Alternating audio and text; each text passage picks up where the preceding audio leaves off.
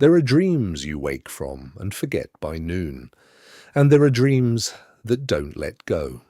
For most of her life, a woman named Jenny Cockell woke from the same dream, the same dark bedroom ceiling, the same smell of turf smoke, the same unbearable weight of knowing she was leaving too soon. She was a mother, and she was dying, and her children were not ready.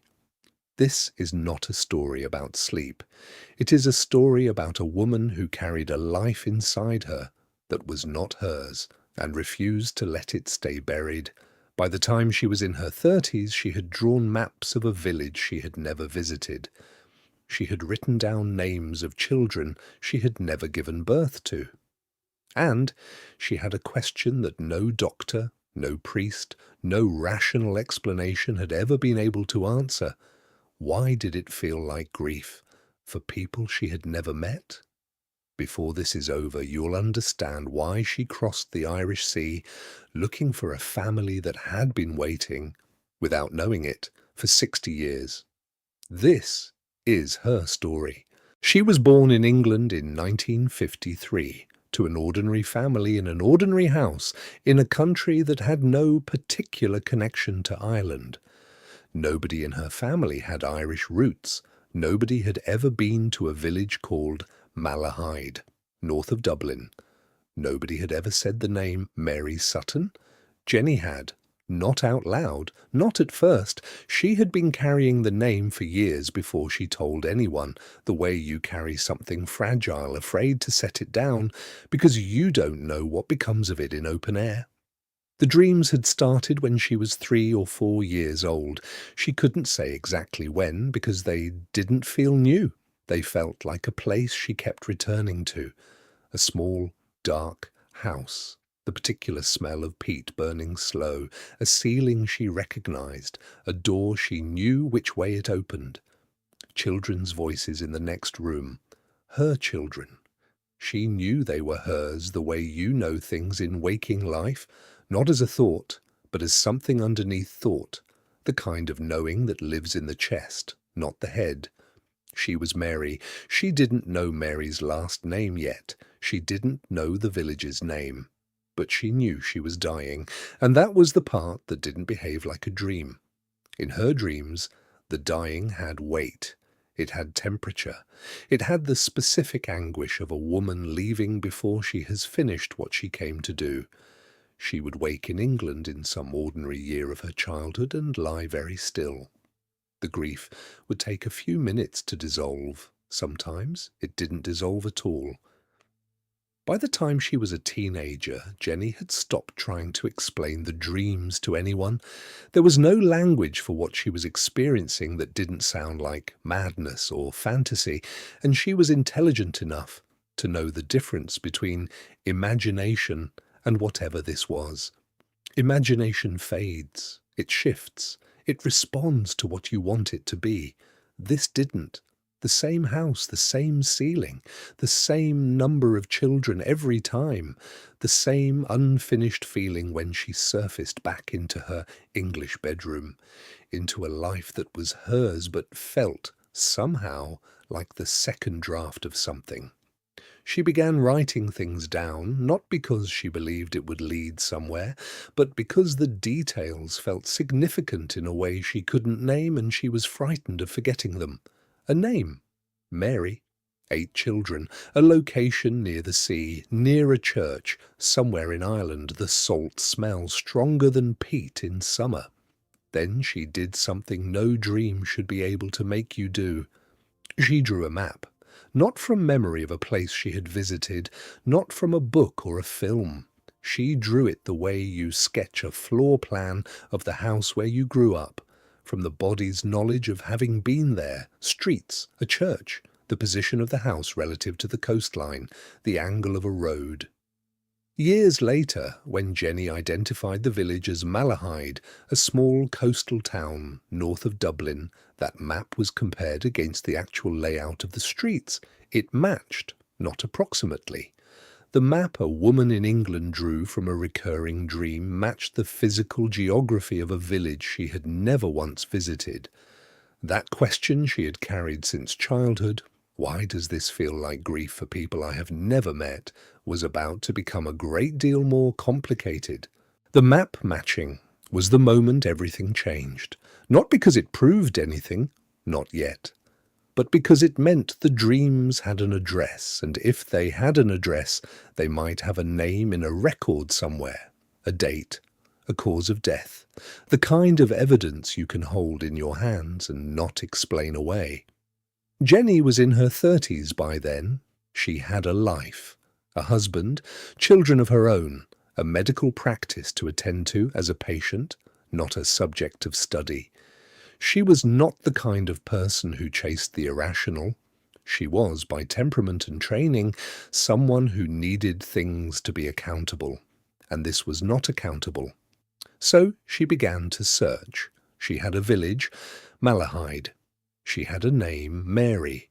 She had a rough era, the early 1930s, from the details in the dreams, the clothes, the hearth, the particular quality of the poverty. She had a number, 8 children, and she had the thing she'd known longest, the weight she'd carried since she was a child, waking up in England with someone else's grief in her chest. Mary had died young. She had died leaving children who were not ready. Jenny contacted the Irish genealogical records offices. She wrote letters. This was before the internet made such searches feel ordinary. She requested parish records from the area around Malahide. She waited weeks for responses that might say nothing useful, might close every door she'd imagined opening. Then a record came back. Mary Sutton, Malahide, died 1932. She had died in her early 30s after a difficult birth. She had left behind a large family of children. The details in the record were sparse, the way death records are sparse, a name, a date, a cause, a location.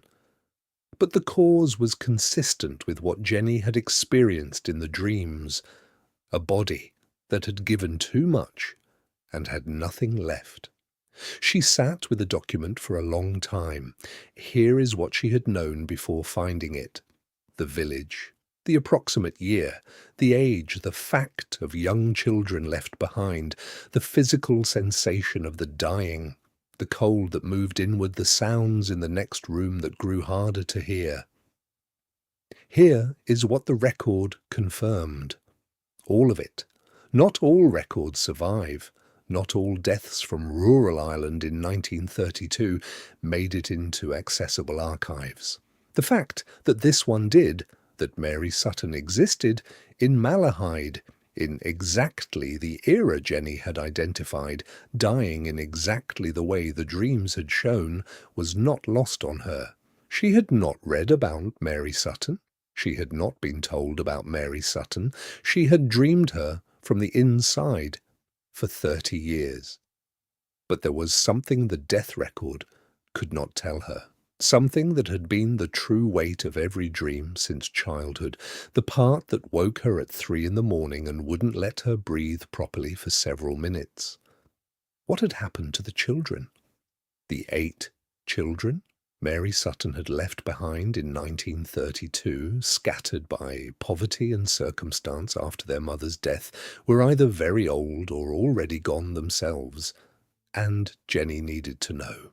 8 children in 1932 Ireland left without a mother, with a father who was struggling and a world that did not have much patience for grief. Jenny knew what happened to children in situations like that. She had seen it in the dreams, not as a scene exactly, but as a feeling of dispersal, of the house emptying, of the voices in the next room going quiet, one by one, each silence a different kind of permanent. She needed to know where they had gone. She had names, some of them. The dreams had given her fragments over the years, a face, a way of moving, the sound of a particular child's laugh. The eldest boy she had always called Sonny, though she didn't know yet if that was a real name or something her sleeping mind had invented to fill the space where a name should be. She wrote more letters. to genealogical societies, to the Catholic Church in Malahide, which would have kept baptismal records, to local historians who sometimes knew the fate of families that official documents had forgotten. She was working methodically, the way someone trained to think in evidence works, eliminating what couldn't be confirmed, holding carefully what could. What came back, piece by piece, was not easy to read. The children had been dispersed after Mary's death, as she had suspected. Some had gone to relatives, some had been placed in institutional care, the particular fate of Irish children in the 1930s, whose families couldn't absorb them after a loss. The family had not stayed together. The house had not stayed whole. The cold fact of it sat in Jenny's chest the same way the dream did, because here is what she understood, in a way she could not entirely explain to anyone else. She was not reading about strangers. She was reading about what had happened to her children, to the people she had left behind when her body failed at 32 in a dark house in Malahide in a year that felt both impossibly distant and unbearably close. She was looking at the aftermath of her own death. Then she found a name in the records that she had not looked for because she had already known it. John, known in the family as Sonny, the eldest. She had been calling him that for years, in the private language of the dreams, never knowing if the name was real or invented. The record showed it was real. Sonny Sutton, born in Malahide, eldest child of Mary and John Sutton. He would be in his 70s now if he was still alive, if. That word took up more space than it should have. Jenny had spent decades carrying a grief she couldn't name, for people she'd been told she'd never known. She had drawn a map from a dream that matched a real village. She had found a death record that confirmed what the dreams had shown her. She had found a name, Sonny, that the records confirmed before she'd had any reason to know it. And still, she had not found them. The children of Mary Sutton were out there somewhere, elderly now, scattered across Ireland and possibly beyond, and they did not know that a woman in England had been dreaming of them their entire life. What she did next would either close the question forever, or open something she wasn't sure she was prepared for. She had been thinking about this wrong. It had taken her 30 years to see it, and when she finally did, it rearranged everything she thought she understood about why the dreams kept coming.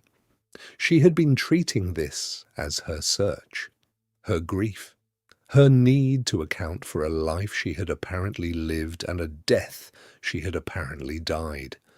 She had framed the entire thing as a question with one person at the center of it, herself. But Mary Sutton's children had also grown up with a wound. They had lost their mother at ages when children should not lose their mothers. Some of them had been placed in institutions, some had been separated from their siblings. They had each, in their own way, grown up with the particular shape of a woman-sized absence, not knowing what she had looked like in the last moments, not knowing what she would have said if she'd had more time, not knowing whether she had been thinking of them when she went. Jenny had been carrying Mary's grief for 30 years, but the children had been carrying it for 60. She was not just looking for them, she was carrying something back that belonged to them, something they had been owed since 1932 and had never received. This changed the weight of what she was doing. It also changed what she needed to find the courage to do next. She had Sonny's name. Through further research, electoral rolls, local church records, the patient accumulation of letters across the Irish Sea, she had an address. An elderly man in Ireland who had been a small boy when his mother died and who had no reason in the world to believe a woman in England was about to write him the most unusual letter of his life. She wrote it anyway. She did not lead with reincarnation. She understood that the word itself would close doors before she had a chance to open them. Instead, she wrote about the dreams, about the house she had described for years without knowing its address, about the smell of the turf fire, about the particular quality of the light through the windows, about a detail she had carried for decades without knowing what to do with it, the sound the door made when it was opened from outside, the way the draught came through before the person did. She also wrote a name.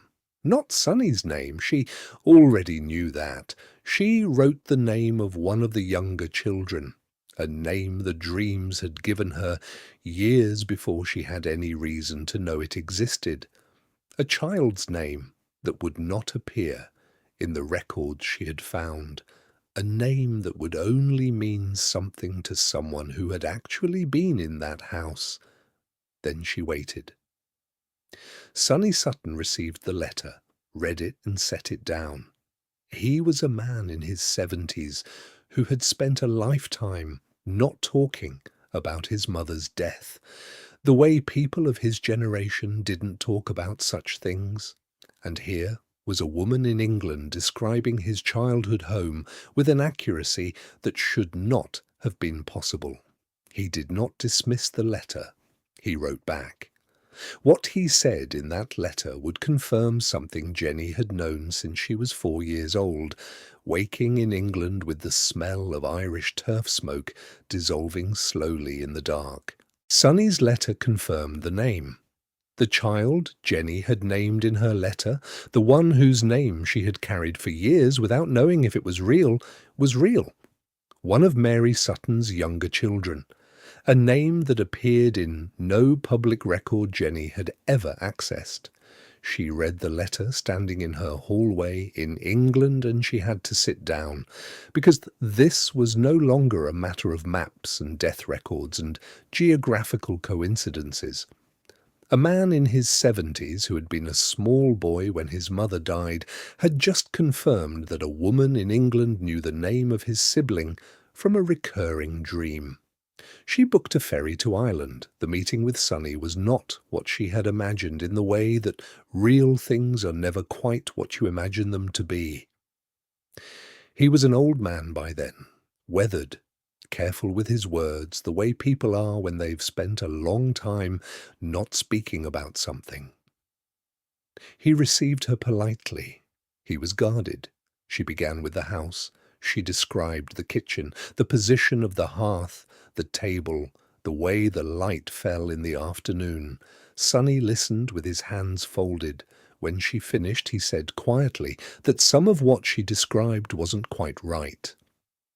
The table had been in a different position. The window she was remembering, it wasn't on that wall. She felt the ground shift slightly under her. She moved on. She described something else, not the furniture, but the feeling of the house, the particular sound the floor made in the back room, the smell of the turf in the morning before the fire was fully caught, the way the cold came in under the door that faced north. Sonny went very still. He did not say anything for a long moment. Then he said she had just described something he had not thought about in 50 years. That back room, that floor. He had forgotten it, or thought he had. And here was this woman from England describing it as if she had stood there herself. The conversation lasted several hours. Not everything she offered was confirmed. Some details were wrong. She had misremembered, or the dream had distorted them, the way any memory distorts with time. When she got something wrong, Sonny said so plainly, without cruelty. He was not trying to make the case for her. He was just remembering alongside her and being honest about what matched and what didn't. What matched was not everything, but what matched was enough. She asked about the other surviving siblings. Could she meet them? Could she sit with them the way she was sitting with Sonny, going through the rooms of a demolished house trying to find the shape of what had been there? Some of them said no. One sibling, reached by telephone, refused entirely. The idea of it. A stranger, claiming to be their mother, arriving from England with a notebook full of dreams, was too strange, too painful, in a way that had no useful end. Jenny understood. She did not push, but there were others who said yes, who were curious, who had spent their whole lives with the absence of a woman they barely remembered, and who wanted, even at this late hour, even at the cost of believing something they couldn't explain, to sit in a room with someone who had been thinking of them since 1953. She met them in Ireland in the early 1990s, in the kind of ordinary room where extraordinary things sometimes have to happen because there is nowhere else for them to go. Some of Mary Sutton's children were already gone by then. A life that began in 1932 allowed very little margin, but several survived, elderly now, with the careful movements of people who have learned not to expect too much from the world. They sat with Jenny in a room that smelled of tea and old upholstery, and they looked at her the way people look at something they cannot quite categorize. She didn't perform certainty. She didn't arrive with a list of things she could prove. She simply began to talk about what she remembered, and she let them tell her where she was right and where she was wrong. Most of what she said, they confirmed. Not all of it. Some of it was still distorted, the dream version of a memory filtered through 6 decades and a different body in a different country and 2,000 miles of Irish sea. But the core held. The house, the family, the feeling of the place, details about individual children, who was careful, who was reckless, who was the one most like their father, that she offered quietly and that were received in silence. And then one of them said something she hadn't expected. He said that their mother, in the last weeks before she died, had been afraid. Not of dying exactly. She had made a kind of peace with that, the way people sometimes do when they've been ill long enough. What she couldn't make peace with was the children, whether they would be looked after, whether they would stay together, whether they would be all right without her. That was what had kept her awake at the end. He remembered it clearly, the way a child remembers the things that frightened the adults. Because the adults' fear was more frightening than anything else. Jenny sat very still. She had known that. She had been carrying it since she was 4 years old, waking in England with the weight of it in her chest and no name for what the weight was. They were not ready. Those had always been the words underneath everything, and now, in this room, 60 years after Mary Sutton died, too young, in a dark house in Malahide, her children, old now, with their own lives and losses, their own survival, were sitting across from the woman who had carried that fear across 2 lifetimes and an ocean. They were all right. They had made it. There are others who have carried things back across the threshold. Different names, different years, different distances. If this kind of story stays with you, subscribe to the channel. We're here every week with the people who returned with something the world they came back to didn't have a place for. Jenny had not come to prove anything. She had come to return something. And in the quiet of that ordinary Irish room with the children of a woman who died before she was finished, she understood for the first time why the dreams had always been so specific. Not to provide evidence, to find the way back. What Jenny Cockell brought back from Ireland was not a verdict.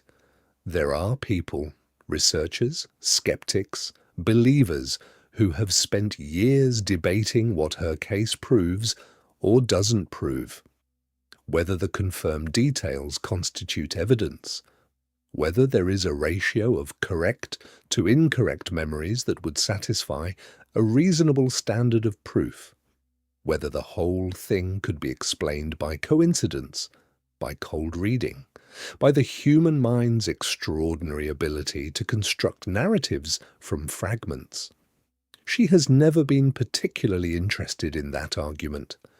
What she brought back was something quieter. She had sat in a room with the children of a woman who died too young, and she had given them something they had not known they were missing. Not a mother. She was not their mother.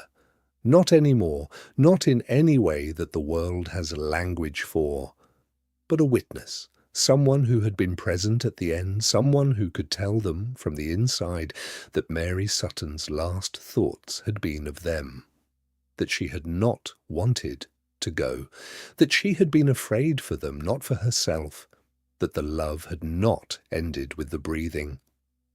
One of Mary's children, an old man by then, a man who had been a small boy in 1932, said something afterward that Jenny carried home across the Irish Sea and has never been able to set down.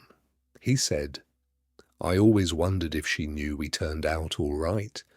She knew. That was what the dreams had been for.